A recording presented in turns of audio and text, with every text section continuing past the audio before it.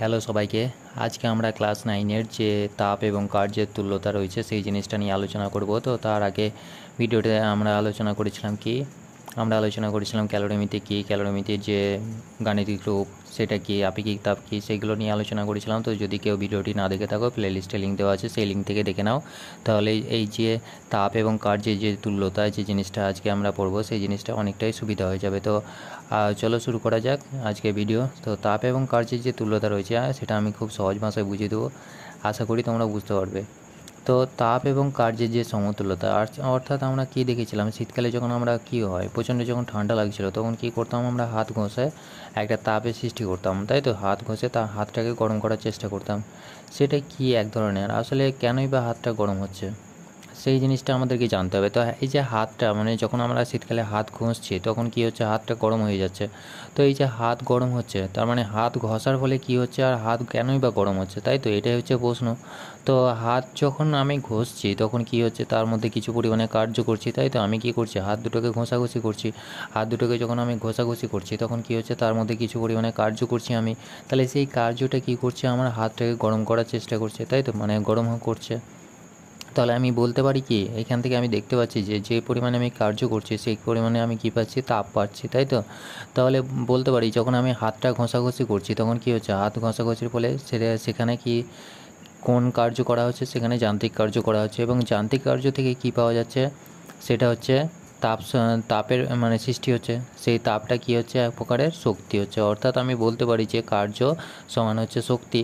এই যে দেখতে পেলাম কি, যখন আমি হাতটাকে ঘষাঘষি করছি তখন কি করছি, যান্ত্রিক কার্য করছি, এবং যান্ত্রিক কার্যের ফলে কি পাচ্ছি, তাপ পাচ্ছি। তাহলে আমি বলতে পারি যে কার্য করার ফলে কি পাওয়া যায়, তাপ পাওয়া যায়। তাহলে কি, তাপ এক ধরনের শক্তি, তাই তো? আগের ক্লাসে আমরা দেখেছি তাপ এক ধরনের শক্তি। তাহলে এই যে মানে যে পরিমাণে তাপ পাচ্ছি সেইটা যদি শক্তি হয়, তাহলে আমি যে পরিমাণে কার্য করছি সেই পরিমাণেই তো আমি তাপ পাচ্ছি, তাই না? তাহলে আমি বলতে পারি যে কার্য সমান শক্তি, বলতে পারি তো? তাহলে কার্য সমান তাপ বলতেই পারি। তাহলে কার্য যদি একটা শক্তি হয় তাহলে কি হবে, তাপটাও এক প্রকারের শক্তি, তাই তো? তাহলে কোনো একটা জিনিসকে জ্বলতে সাহায্য করছে কি, তাপ, তাই তো? তাহলে আমি দেখতে পাচ্ছি কি, তাপের সাহায্যে আমরা মানে কিছু পরিমাণে কার্য করতে পারছি। তাহলে কার্য করার ফলেও তাপ উৎপন্ন হয়। তাহলে আমি এখান থেকে দেখতে পেলাম কি, তাপ এক প্রকার শক্তি। তাহলে আমি লিখতে পারি কি, তাহলে আমি যদি লিখি তাহলে কি হবে, শীতকালে হাত ঘষাটা কি,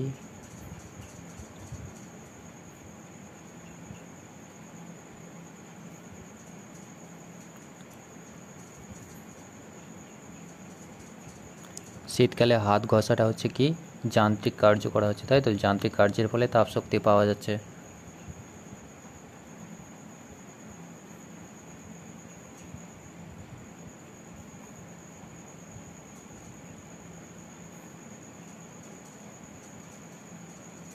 যান্ত্রিক শক্তি থেকে তাপ শক্তি,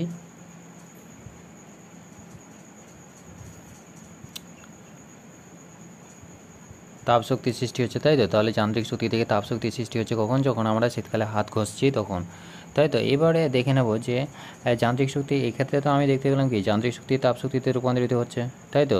তাহলে যান্ত্রিক শক্তি তাপ শক্তিতে রূপান্তরিত হচ্ছে কখন, যখন আমি হাতটাকে ঘষছি, হাত ঘষার ফলে কী হচ্ছে, গরম পাচ্ছি। তাহলে বুঝতে পারলে যে মানে শীতকালে যখন আমি হাত ঘষি তাহলে কেন গরম হয়। তাহলে আমি কিছু পরিমাণে কার্য করছি, সেই কার্যটাই কিসে পরিণত হচ্ছে, তাপে পরিণত হচ্ছে। তাহলে কার্য সমান সমান তাপ বলতে পারি। তাহলে কি হচ্ছে, সেই পরিমাণে কার্য করা হচ্ছে, সেই জন্যই আমি কিছু পরিমাণে কার্য করা হচ্ছে, সেই জন্য আমি কিছু পরিমাণে তাপ উৎপাদন করতে পারছি। এরপরে এই যে আর একটা উদাহরণ দেখে নেবো, যান্ত্রিক শক্তি থেকে তাপ শক্তি যে পাওয়া যাচ্ছে সেটা। তো তোমরা সবাই দেখেছো নিশ্চয় যে যারা মিস্ত্রি থাকে তারা কি করে, দেখবে কোনো দেওয়ালে যখন একটা, তুমি নিজে থেকে দেখবে কি, দেওয়ালে যখন একটা ব্রেকে তুমি ঢোকাতে যাও তখন কি হয়, এমনিতেই ঢোকে না। তুমি যখন হাতুড়িটাকে কী হয়, একটুখানি উঁচুতে নিয়ে যাও, উঁচুতে নিয়ে যাওয়ার পরে যখন দেওয়ালের সজোরে মারো তখন কী হবে, সেটা মানে ঢুকে যাবে, তাই তো? তাহলে আমি দেখতে পাচ্ছি যে যখনই ঢুকে গেল, পরে সঙ্গে সঙ্গে একটু মানে হাতুড়ির মাথাটাতে একটু হাত দিবে, বা সেই ব্রেকটার মাথায় একটু হাত দিবে, দেখবে গরম হয়ে গেছে, তাই তো? এই যে গরমটা হলো, গরমটা কেন হলো, তুমি যে হাতুড়িটাকে উপরে তুলেছো, হাতুড়িটাকে উপরে তোলার ফলে কি হয়েছে, তুমি কিছু পরিমাণে কার্য করছো, তাই তো? উপরে তুলছো, কার্য করছো। তাহলে সেইটাকে যদি সজোরে মারা হয় তাহলে কী হচ্ছে, তুমি সেটা কার্য করছো, এবং সেই কার্যটা কী হচ্ছে, কিছু পরিমাণে মানে তাপে রূপান্তরিত হচ্ছে, তাই তো? তাহলে আমি দেখতে পাচ্ছি যে যান্ত্রিক শক্তি তাপ শক্তিতে রূপান্তরিত হচ্ছে। যখন আমি হাতুড়িটাকে কী করলাম, একটু উঁচু জায়গা থেকে নিচুতে নিয়ে গেলাম, তখন কী হচ্ছে, সেটা যান্ত্রিক কার্য করছে এবং যান্ত্রিক কার্য কিসে পরিণত হচ্ছে, তাপে পরিণত হচ্ছে। তাহলে আশা করি বুঝতে পেরেছ। তাহলে এরপরে আমরা দেখেছি যে সবাই দেখেছি যে একটা আগেকার দিনে যে সমস্ত ট্রেনগুলো চলতো সেগুলো কিসে চলতো, কয়লায় চলতো, তাই তো? তাহলে কয়লা পুড়িয়ে কী করতো, তাপ সৃষ্টি করতো। সেই তাপ শক্তি থেকে কী হতো, তাপ শক্তি থেকে মানে যে তাপটা পাওয়া যেত সেই তাপটা থেকে ইঞ্জিন চলতো, তাই তো? তাহলে আমি বলতে পারি যে তাপ শক্তি থেকে কী হচ্ছে, যান্ত্রিক শক্তি পাওয়া যাচ্ছে। তাহলে আমি কী পেলাম এতক্ষণ পেলাম যান্ত্রিক শক্তি থেকে তাপ শক্তি, তাই তো? তাহলে আমি এবার বার করব কী করে মানে তাপ শক্তি থেকে যান্ত্রিক শক্তি হবে। আমি যে বলছি যান্ত্রিক শক্তি সমানই যে তাপ শক্তি হবে, অর্থাৎ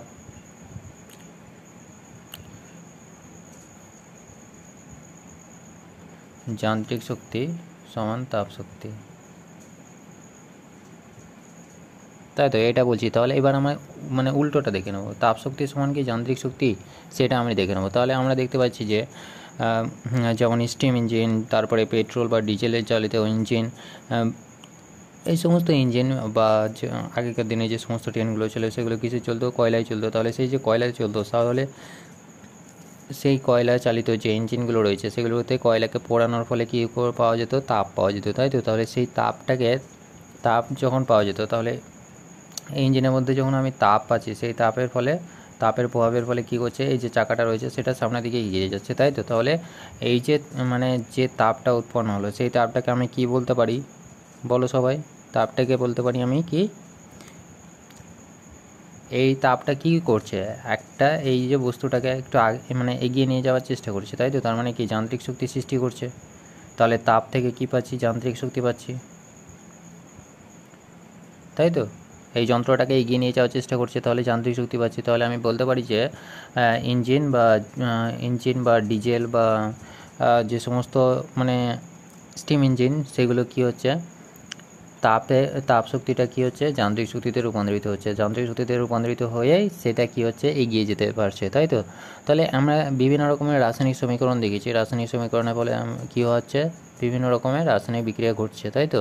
তাহলে রাসায়নিক সমীকরণ আমরা একটা দেখে নেব। রাসায়নিক সমীকরণ বলতে গেলে আমরা যদি তোমরা সবাই দেখেছো নিশ্চয়ই কি একটা মানে কয়লা বা কাঠ, সেটাকে যখন পোড়াও তখন কার সংস্পর্শে এসে পড়ে, অক্সিজেনের সংস্পর্শে এসে পড়ে, তাই তো? তাহলে অক্সিজেন এমনিতে দেখো তুমি সবসময় মানে পরিবেশের চারিদিকে অক্সিজেন ছড়িয়ে আছে, কিন্তু কাঠটা কেন জ্বলছে না, তাই তো?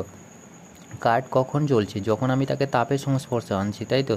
তার তাপের সংস্পর্শে এসেই কেবলমাত্র কাঠটা জ্বলছে। তাহলে এই যে জ্বলছে না আগে, অর্থাৎ তাপ দেওয়ার আগে যখন সেটা জ্বলছে না, তার মানেটা কি,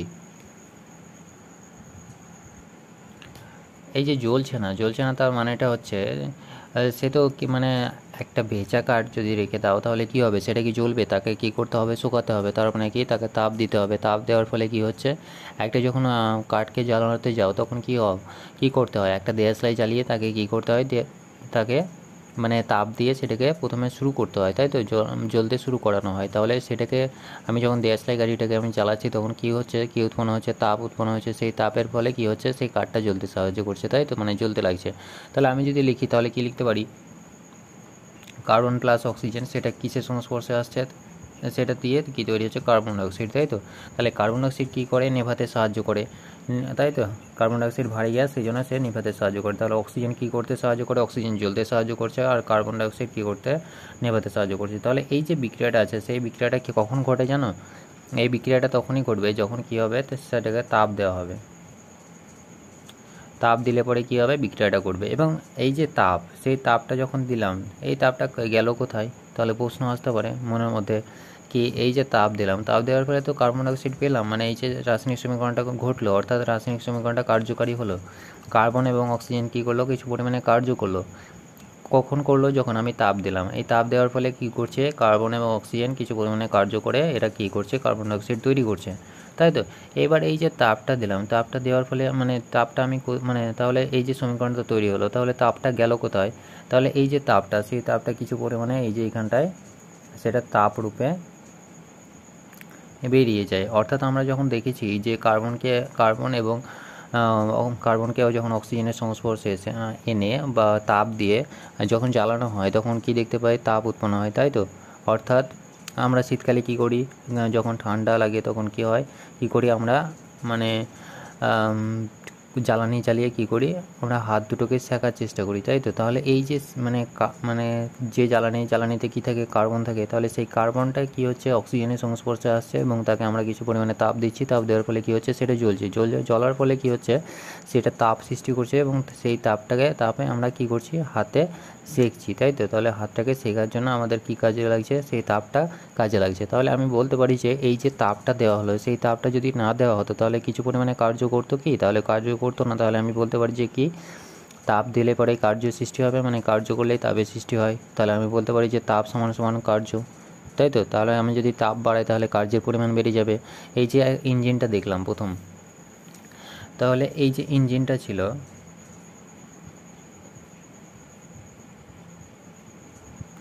এই ইঞ্জিনটা যখন কয়লাতে জ্বলছিল, কয়লার পরিমাণটা আমি যদি বাড়িয়ে দিই, অর্থাৎ কয়লাটা আমি বেশি বেশি করে দিয়ে যদি আমি বেশি পরিমাণে তাপ সৃষ্টি করি, তাহলে কী হবে, ইঞ্জিনটা এগিয়ে যাবে না, তো দ্রুত গতিতে।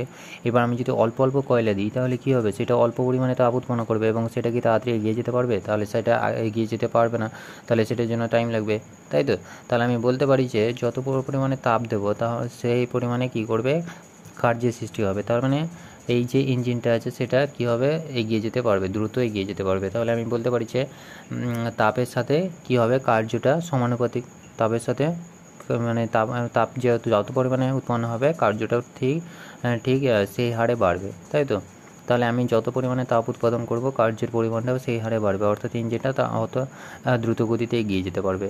তাহলে আমি বলতে পারি যে ডাব্লু সমানুপাতিক, অর্থাৎ কার্য সমানুপাতিক তাপ, বলতে পারি তো, কার্য সমানুপাতিক বা তাপ, কার্যের সাথে তাপে কি সমানুপাতিক সম্পর্ক, অর্থাৎ তাপ বাড়লে কার্য বাড়বে, কার্য বাড়লে তাপ বাড়বে, বলতে পারি তো। তাহলে আমি এখান থেকে দেখতে পেলাম কি, কার্য সমান হচ্ছে তাপ, সমানুপাতিক তাপ।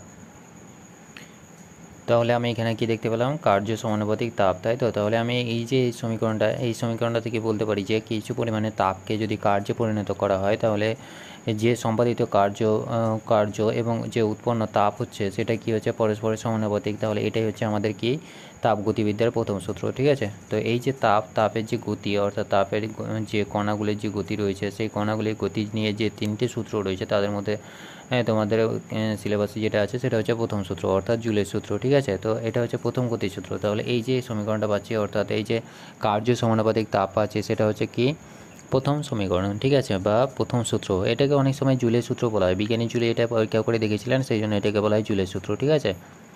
তো দেখে নেব, তাহলে আমি যদি এইটাকে লিখি তাহলে কি লিখব,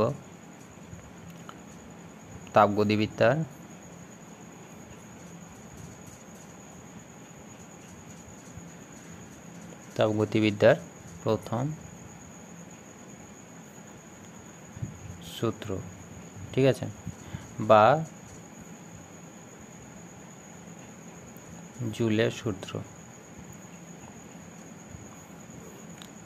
ঠিক আছে। তাহলে এই সমীকরণটা থেকে কি বলতে পারি, এই সমীকরণটা থেকে বলতে পারি যে তাপকে যদি কার্যে পরিণত করা হয়, এই যে এইখানটায় তাপকে যদি কার্যে পরিণত করা হয়, তাপকে কার্যে পরিণত করা হয়, তখন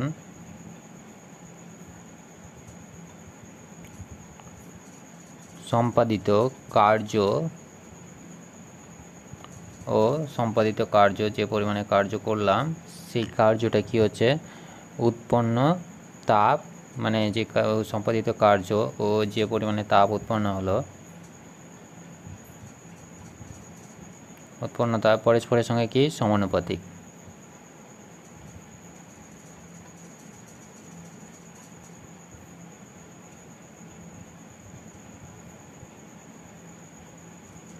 ঠিক আছে, তাহলে বুঝতে পেরেছো আশা করি। এই যে তাপগতিবিদ্যার প্রথম সূত্র, তাহলে তাপগতিবিদ্যার প্রথম সূত্র থেকে আমরা কী দেখতে পেলাম, তাপগতিবিদ্যার প্রথম সূত্র থেকে দেখতে পেলাম যে তাপ কার্যের সাথে সমানুপাতিক, তাই তো। তাহলে তাপ কার্যের সাথে সমানুপাতিক, তাহলে এইটাকে যদি আমি লিখি তাহলে কী লিখতে পারি, ওয়াক, তাই তো। আর তাপটাকে আমি কিসের সাহায্যে প্রকাশ করি, এইচের সাহায্যে। তাহলে এটা হচ্ছে কি কার্য, এটা হচ্ছে কি তাপ। তাহলে এই যে সমানুপাতিক চিহ্নটাকে উঠানোর জন্য আমাদেরকে কী করতে হয়, এটাকে যদি আমি সমান লিখি তাহলে কী লিখতে হবে, একটা ধ্রুবক গুণ করতে হয়, তাই তো। তাহলে এটাকে যদি আমি লিখি তাহলে কী হবে, ডাব্লিউ সমান জে এইচ। এই যে যেটা রয়েছে যেটা হচ্ছে কি একটা ধ্রুবক, জে সমান হচ্ছে ধ্রুবক।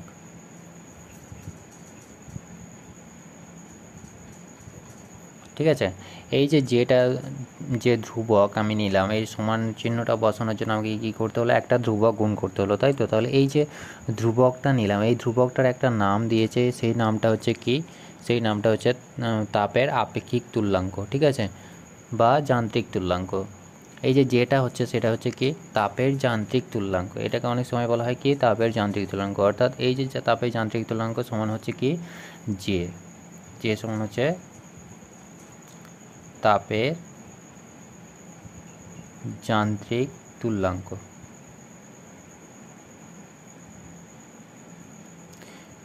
ঠিক আছে, তো তাপের মানে যান্ত্রিক তুল্যাঙ্কটা যেটা হচ্ছে কি জে। তাহলে এবারে দেখে নেব যে এই যে যেটা বা তাপের যে যান্ত্রিক তুল্যাঙ্ক সেটা মানে কাকে বলবো, অর্থাৎ এই যে তাপের যান্ত্রিক তুল্যাঙ্ক বলছি, তাহলে তাপের যান্ত্রিক তুল্যাঙ্ক কাকে বলা হয় বা সংজ্ঞাটা আমরা দেখে নেব। তো সংজ্ঞাটা কীভাবে বার করব, তাহলে আমরা দেখব কি যে তাপের যান্ত্রিক তুল্যাঙ্ক কাকে বলা হয়। ঠিক আছে, তো তাপের যান্ত্রিক তুল্যাঙ্ক দেখো আমরা কি পেয়েছি সমীকরণ থেকে, ডাব্লিউ সমান জে এইচ পেয়েছি, তাই তো। এবার যদি আমি এইচটাকে 1 বসাই, অর্থাৎ এইচ সমান যদি 1 হয় তাহলে জে সমান কত পাবো, ডাব্লিউ পাবো তো। অর্থাৎ এখানে যদি আমি বসাই ডাব্লিউ সমান জে ইন্টু 1 সমান হচ্ছে কি ডাব্লিউ সমান জে, তাই তো, ওটাই পাচ্ছি। তাহলে এই যে জে এর মানটা কি পেলাম, ডাব্লিউ পেলাম, তাই তো। তাহলে আমি এখানে কি বসালাম, এইচ সমান 1 বসালাম, এইচটা কি তাপ, তাই তো। তাহলে আমি যদি লিখি তাহলে কি লিখব, একক পরিমাণ তাপ, তাই তো। তাহলে আমি লিখব একক, কি করলাম একক নিলাম, একক পরিমাণ তাপকে, একক পরিমাণ তাপ যখন নিলাম তখন কি হয়েছে, যেটা পেলাম সেটা কি হচ্ছে, এই যে কার্যের সাথে সমান হচ্ছে, তাই তো। তাহলে আমি বলতে পারি যে একক পরিমাণ তাপকে যদি মানে কার্যে রূপান্তর করা হয়, এখান থেকে কী পেয়ে গেলাম, কার্যে রূপান্তর করতে মানে করলাম, তাই তো। তাহলে কার্যে রূপান্তরিত হচ্ছে তাপ, কী হচ্ছে কার্যে রূপান্তরিত হচ্ছে। তাহলে এখানে যদি আমি একক পরিমাণ তাপকে কার্যে রূপান্তরিত করি তাহলে যে পরিমাণে কার্য করা হয় সেটাই হচ্ছে কি, এটা কি কার্য করা হচ্ছে, যে পরিমাণে কার্য করা হচ্ছে সেটাই কী হবে, সেটাই হবে যান্ত্রিক তুল্যাঙ্ক। ঠিক আছে, তাপের যান্ত্রিক তুল্যাঙ্ক। তাহলে একক পরিমাণ তাপকে কার্যে রূপান্তর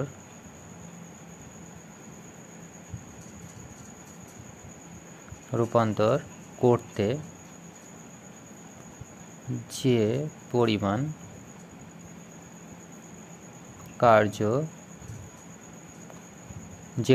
কার্য তো করতে মানে কার্য পাওয়া যায়, ঠিক আছে, যে পরিমাণে কার্য হয় তাকে তাপের যান্ত্রিক তুল্যাঙ্ক বলে। তাহলে আশা করি বুঝতে পেরেছো। তো যখন আমি এইচটাকে 1 করছি তাহলে কি পাচ্ছি, যে সমান ডাব্লিউ, তাহলে যে পরিমাণে কার্য পাচ্ছি সেটাই হচ্ছে কি যান্ত্রিক তুল্যাঙ্ক, তাই তো। যে পরিমাণে কার্য হয় মানে যে পরিমাণে কার্য করা হয় সেটাই হচ্ছে কি কার্যকে রূপান্তর করতে যে পরিমাণে কার্য করা হয় তাকে আমরা কি বলছি, সেটাই হচ্ছে কি যান্ত্রিক তুল্যাঙ্ক। ঠিক আছে, তাহলে একক পরিমাণে তাপকে যদি কার্যে রূপান্তর করতে যাই তাহলে যে পরিমাণে কার্য করতে হবে আমাকে, অর্থাৎ এই যে তাপটাকে আমি কার্য যদি মানে কার্যের সৃষ্টি করতে চাই, অর্থাৎ তাপ সমান আমি যদি কার্য করতে চাই তাহলে যে পরিমাণে আমাকে কার্যের দরকার হবে অর্থাৎ ডাব্লিউর দরকার হবে সেটাই হবে কি, সেটাই হবে তাপের যান্ত্রিক তুল্যাঙ্ক। ঠিক আছে, তাহলে আশা করি বুঝতে পেরেছি তাপের যান্ত্রিক তুল্যাঙ্ক। এরপরে আমরা দেখে নেব যে এই যে যেটা আসলে কি এবং এর মানটা কত হবে। ঠিক আছে, জে এর মান, ঠিক আছে, তাহলে জে এর মান কত হবে দেখে নেব। তাহলে জে এর মান আমরা এসআই প্রথমে বার করব। ঠিক আছে, তো এসআই যে মানটা পাওয়া যায় সেটা হচ্ছে কি, প্রথমে আমরা দেখে নেব যে জে সমান কি, ডাব্লিউ সমান আমি কি পেয়েছি, জে এইচ পেয়েছি, তাই তো। তাহলে এখান থেকে আমি যদি জে মানটা বার করি তাহলে কী পাবো, ডাব্লিউ বাই এইচ পাবো তো। তাহলে এই যে ডাব্লিউ বাই এইচ পাচ্ছি, তাহলে কার্যের একক কি, কার্যের একক বলো সবাই, কার্যের একক হচ্ছে জুল, তাই তো। আর তাপের একক কি? তাপের একক হচ্ছে ক্যালোরি। তাহলে কি পেলাম? যে সমান জুল পার ক্যালোরি, তাই তো? তাহলে এখানে যে এককটা পেলাম সেটা হচ্ছে কি? জুল পার ক্যালোরি, ঠিক আছে? তো এই যে যেটা আছে সেটা কত হবে? এই যে মানটা পাচ্ছি সেটা কি হবে সেটা আমরা দেখে নেব, ঠিক আছে? তাহলে আমরা প্রথমে বার করবো এসআই পদ্ধতিতে, অর্থাৎ ইন্টারন্যাশনাল সিস্টেম অফ ইউনিট, ঠিক আছে? তো এই যে এখান থেকে আছে, এখান থেকে আমরা যেটা আবার যদি বার করি তাহলে কি হবে দেখো, এই যে এসআই পদ্ধতিতে যে পাবো মানে ডাব্লুর যে মানে মানটা পাবো সেটা হবে কি? একক জুল। ডাব্লু সমান 1 জুল, ঠিক আছে? আর এইচের মানটা কত হবে? এইচের মানটা হবে কি? এইচ সমান হবে, এই যে ডাব্লু সমান যদি 1 জুল হয় তাহলে আমি যদি এখানটাই বসাই, তোমরা এমনি এইচ সমান যদি ডাব্লু বসাও, ঠিক আছে? তাহলে এইখান থেকে কি পাবো? এইচের মানটাও কি পাবো? 1 ক্যালোরি পাবো। 1 ক্যালোরি, এটা হচ্ছে এসআই এর একক, ঠিক আছে? এসআই যে মানটা পাবো সেটা হবে কি? 1 ক্যালোরি। দেখো এই যে এইচের মানটা কেন 1 হলো তাহলে সেটা আমরা দেখে নেব। তাহলে আমরা যে পরিমাণে কার্য করছি, অর্থাৎ যে পরিমাণে কার্য করছি সেই পরিমাণে আমি তাপ পাচ্ছি, তাই তো? তাহলে এই যে কার্য আর তাপটা কী হচ্ছে? পরস্পরের সমান হচ্ছে, তাই তো? তাহলে আমি বলতে পারি যে এইচে ডাব্লুর মানটা যত হবে সেটা কী হবে? এইচের মানটা হবে, কারণ দুটোরই ক্ষেত্রে গিয়ে এককটা যেটা পাবো, ডাব্লুর যেটা পাচ্ছি, ডাব্লুর ক্ষেত্রে কী পাচ্ছি? যে পাচ্ছি, জুল পাচ্ছি। তাহলে এইচের যে এককটা পাবো সেটাও কিসে পাবো? এইচের এককটাও পাবো কিসে? যে তাপ মানে এইচ বা তাপের এককটা পাবো কিসে? জুলে পাবো, ঠিক আছে? তাহলে এসআই পদ্ধতিতে কি দুটোর একক কি হচ্ছে? জুল হচ্ছে। তাহলে আমি যদি জের মানটা বার করি তাহলে কি পাবো? W by H. তাহলে দুটোই যদি জুল হয় তাহলে এটা ক্যান্সেল হয়ে গেল, তাই তো? তাহলে কি পাবো? যে সমান 1 পাবো। তাহলে যে কোনো একটা মানে একক যদি না থাকে কোনো একটা পদার্থের তাহলে কি হবে? সেটাকে কি বলবো আমরা? এককহীন রাশি, তাই তো? তাহলে এককবিহীন রাশি। তাহলে এক্ষেত্রে কি হচ্ছে? যে এর মানটা কি হচ্ছে? যে এর কোনো একক পাচ্ছি আমি, এখানে কোনো একক পাচ্ছি না, তাহলে আমি বলতে পারি যে এর কোনো একক নাই এসআই পদ্ধতিতে বলতে পারি তো। কারণ কি? যে পরিমাণে কার্য করছি সেই পরিমাণে আমি কী পাচ্ছি? তাপ পাচ্ছি। তাহলে জুল জুল দুটোই একই। তাহলে এসআই পদ্ধতিতে কী হচ্ছে? হিটেরও একক জুল আর কি হচ্ছে? ওয়ার্কের একক জুল। তার মানে কি? কার্যের এককটাও যেটা পাচ্ছি সেটাও পাচ্ছি জুল এককে, আর যে পরিমাণে তাপ উৎপন্ন হচ্ছে সেই পরিমাণে তাপটাও পাচ্ছি জুল এককে। তাহলে আমি বলতে পারি যে যে তাহলে দুটো ক্যান্সেল হয়ে গেলে কী পাবো? 1 পাবো। তাহলে একটাকে যখন পাচ্ছি তখন কী হচ্ছে? এদের মধ্যে কোনো রকমের ইউনিট খুঁজে পাচ্ছি না, তার মানে কি? একক খুঁজে পাচ্ছি না। একক না যদি না খুঁজে পাই তাহলে সেটা হবে কি? এককবিহীন রাশি, অর্থাৎ একক নাই, ঠিক আছে? তো এরপরে দেখে নেবো যে সিজিএস পদ্ধতিতে। তো সিজিএস পদ্ধতিতে কী হবে দেখে নেবো। তো সিজিএস পদ্ধতিতে যেটা পাবো সেটা হচ্ছে কি? সিজিএস পদ্ধতিতে যে পরিমাণে হিট উৎপন্ন হবে সেই হিটটা কার সাথে সমানুপাতিক? সেটা হচ্ছে 4.2 জুল সমান হচ্ছে 1 ক্যালোরি, ঠিক আছে? 1 ক্যালোরি। তাহলে এই যে হিট 1 ক্যালোরি সমান হচ্ছে কি? 4.2 জুল সিজিএস পদ্ধতিতে, ঠিক আছে? তাহলে যে এর মান কত? 1 জুল সমান কত? আর যদি আমি সিজিএসে বার করতে পারি, এটা তো এসআই আছে, তাহলে 1 ক্যালোরি সমান কত পেলাম? 4.2 জুল, তাই তো? তাহলে এটা হচ্ছে এসআই এর মান মানে সিজিএস পদ্ধতিতে। তাহলে সিজিএস পদ্ধতিতে যখন আমি পাচ্ছি তাহলে এই জে এর মানটা কত হবে সিজিএস পদ্ধতিতে? 4.2 ইন্টু 10 1 জুল সমান 10⁻7 আর্গ, তাই তো? তাহলে এটা পেয়ে গেলাম 7 আর্গ। তাহলে এটাকে বেরিয়ে গেল কিসে? এটা বেরিয়ে গেল সিজিএসে। এবার ক্যালোরি কিসে হয়? দুটো তো একই, সিজিএস আর এসআই। তাহলে এটা পাবো কি? 1 ক্যালোরি, তাই তো? তাহলে আমরা এখানে কি পেলাম? ডাব্লু মান পেয়ে গেলাম, আর এখানে কি পেলাম? এইচ এর মান পেয়ে গেলাম। এবার জে এর মানটা বার করব। তাহলে এখানে কি পাচ্ছি? আর্গ, তাই তো? তাহলে আমি যদি জে এর মানটা বার করি, জে সমান হচ্ছে কি? W by H. তাহলে কী হবে? 4.2 ইন্টু 10⁻7/1, তাই তো? তাহলে কী পাবো অ্যান্সার? 4.2 ইন্টু 10⁻7। এবার এককটা কী হবে বলো? তোমরা এখান থেকে দেখতে পাচ্ছ কি? এখান থেকে দেখতে পেলাম কি? এটাতে কি আছে? এটাতে আর্গ আছে, আর এটাতে কি আছে? ক্যালোরি আছে। তাহলে যদি আমি এখানে আর্গ বসাই, এটাতে যদি আমি ক্যালোরি বসাই তাহলে কি পাবো? আর্গ বাই ক্যালোরি পাবো তো?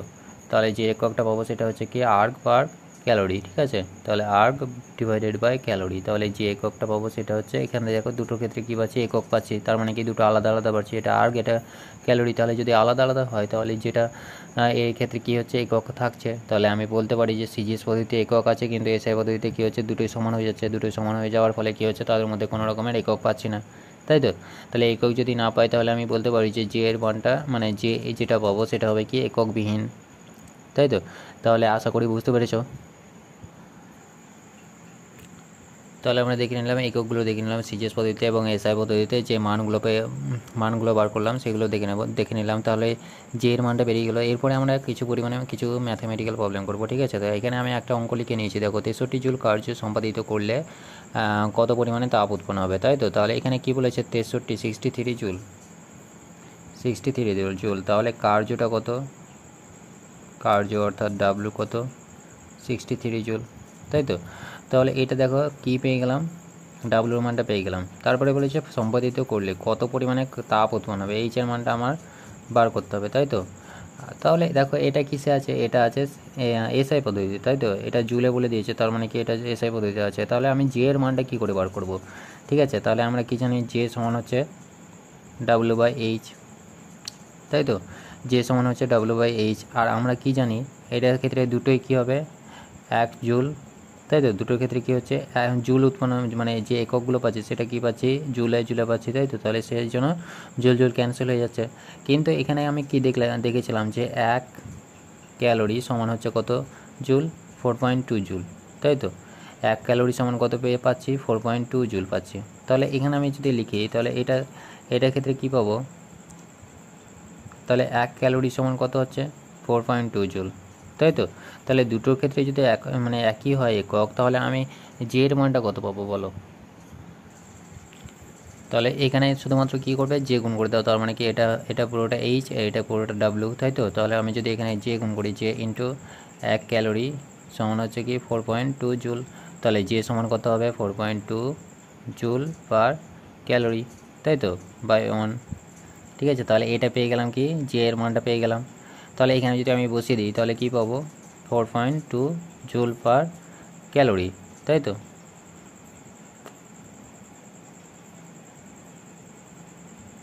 ক্যালোরি পেয়ে গেলাম, তাই তো। তাহলে এখান থেকে আমি বসে জে এর মানটা পেয়ে গেলাম, ডাব্লু মান বলে দিয়েছে আমাকে। তাহলে এইচ এর মানটা আমি খুব সহজে বার করে নিতে পারবো। এইচ এর মানটা কত হবে, তাহলে দেখো এখানে যদি বসিয়ে দাও এইচ এর মানটা, তাহলে কত হবে, আমরা কি জানি, ডাব্লু সমান জে এইচ, তাই তো। এটাই তো জানি আমরা। তাপে জুলের যে সমীকরণটা আছে বা জুলের যে তাপগতিবিদ্যার প্রথম সূত্রটা যেটা আছে সেটা থেকে আমরা কী পেয়েছিলাম, যে পরিমাণে কার্যকর হচ্ছে তার সাথে যে তাপটা উৎপন্ন হচ্ছে সেই তাপটা সমানুপাতিক। তাহলে এইটাকে কী পাচ্ছি, এটা সমীকরণ থেকে পেয়ে যাচ্ছি। তাহলে এইখান থেকে আমি যদি জে এর মানটা বার করি তাহলে কী হতে হবে, জে সমান হচ্ছে ডাব্লিউ বাই এইচ।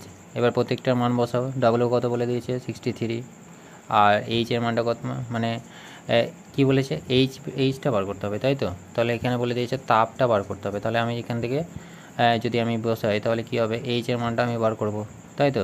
তাহলে যদি এখানটা থেকে আমি কী পাবো, সমীকরণটাতে যদি বসাই তাহলে এইচ সমান হবে ডাব্লু বাই জে, তাই তো। এইচ সমান হবে ডাব্লু বাই জে। এইটা ভালো করে দেখো, তাহলে এইটার সাথে এটা গুণ আছে। যদি আমি এইচের মানটা বার করতে হলে ডাব্লুর সাথে নিচে চলে যাবে, তাই তো। তাহলে যেটা নিচে চলে গেল ডাব্লুটা উপরে থেকে গেল, তাহলে এইটা পেয়ে গেলাম কি, এইচের মানটা। তাহলে এবার মানগুলো বসিয়ে দাও, ডাব্লু সমান কত বলেছে 63, তাই তো। সরি, এটা হবে না, 63।